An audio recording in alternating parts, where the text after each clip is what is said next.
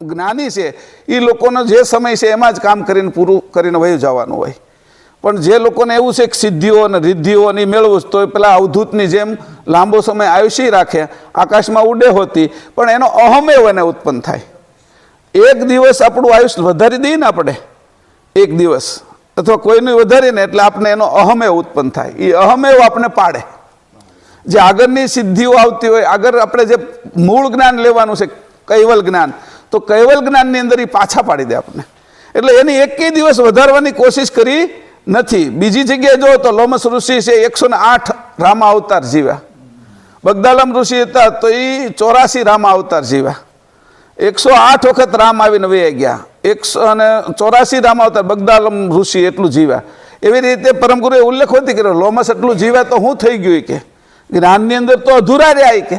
એટલે તો એને જનકના દરબારની અંદર આવ્યા ને જ્ઞાનની અંદર ચર્ચા કરવામાં હારી ગયા, એટલે જનકની જેલમાં પૂરવામાં આવ્યા કે. લોમસ આવા હતા એટલું 108 રામ આવીને એની આગળ વહી ગયા હતા. 108 રામ આવે તો એક રામથી બીજા રામ વચ્ચેનો સમય કેટલો? 43,20,000 વર્ષ. 43,20,000 વર્ષ એને ગુણ્યા 108 વખત કરી એટલો સમય એની શરીર રાખ્યું.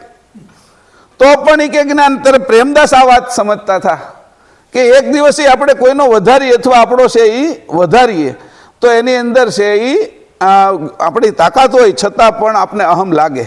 અને એ અહમ લાગે એટલા માટે કે કાળને આપણે છે એ છેડ્યો છે, સંછેડ્યો છે.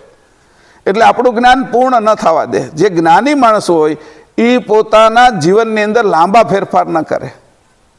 એનું જીવન સરળ રીતે ચાલતું હોય અને સરળતાથી જે ચાલે એની અંદર એ જ્ઞાનનો અંદર સમજે, બહાર વ્યવહાર કરવાનો નથી.